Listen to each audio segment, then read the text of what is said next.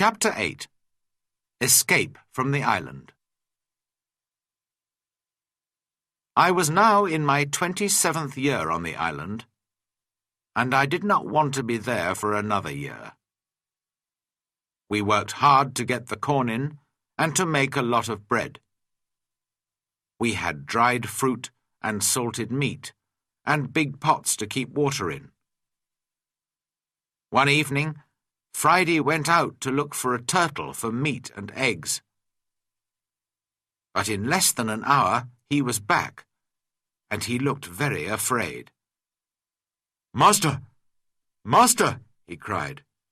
"There's a great ship near the island, and men are coming to the shore in a boat."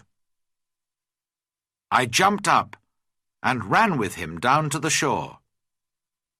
To my great surprise, I saw that it was an English ship. But why was it here? English ships never came this way. Perhaps they were pirates. "Don't let them see you, Friday," I called. "We'll hide in the trees and watch." There were 11 men in the boat, but 3 of them were prisoners. Their arms were tied with rope, but their legs were free and they could walk.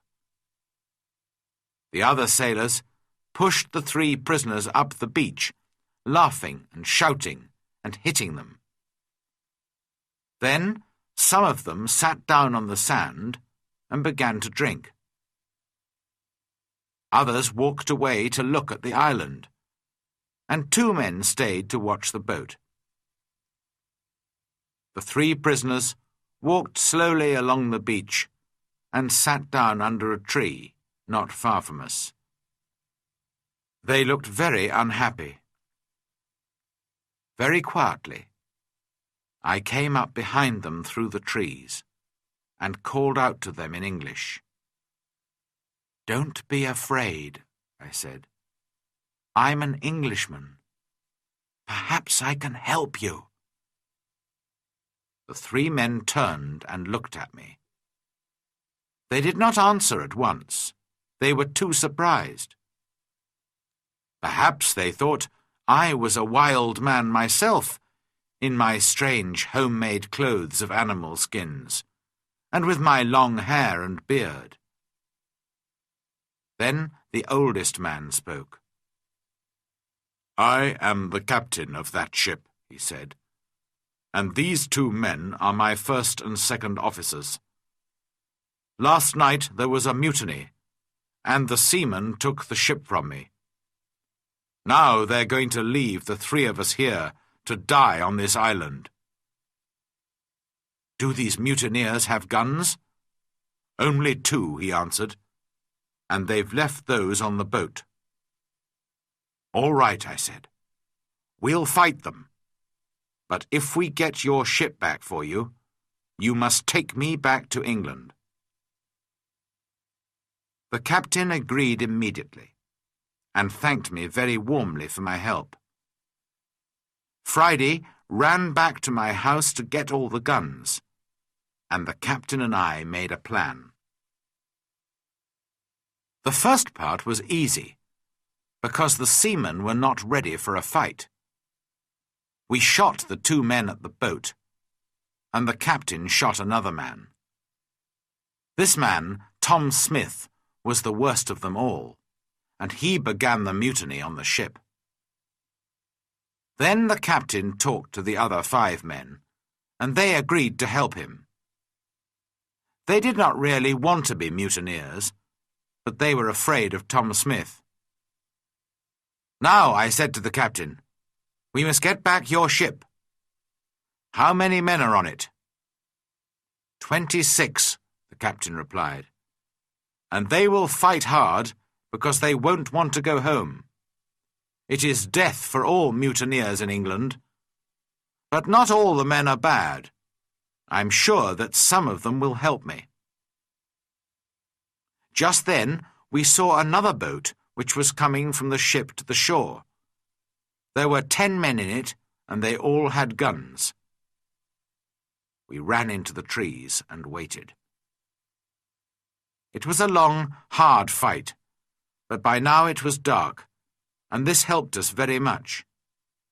We ran here and there in the trees, calling and shouting. The seamen could not see us, and did not know how many men they were fighting. In the end, the first officer shouted to them, "Put down your guns and stop fighting. The captain has 50 island people to help him. We can kill you all." So the seamen stopped fighting, and we took their guns. 3 of the men agreed to come back to the captain, and we put the others in my cave. Friday and I stayed to watch the prisoners, while the captain and his men went back to fight for the ship. All night we listened to the sound of guns and shouting. But in the morning, when the sun came up, the captain was master of his ship again. I went down to the shore to meet him. "My dear friend," he cried, "there's your ship. I'll take you to the ends of the world in it." I put my arms round him, and we laughed and cried together. How happy I was to leave the island. My good friend Friday came with me, of course, but we left the mutineers on the island. We decided not to kill them.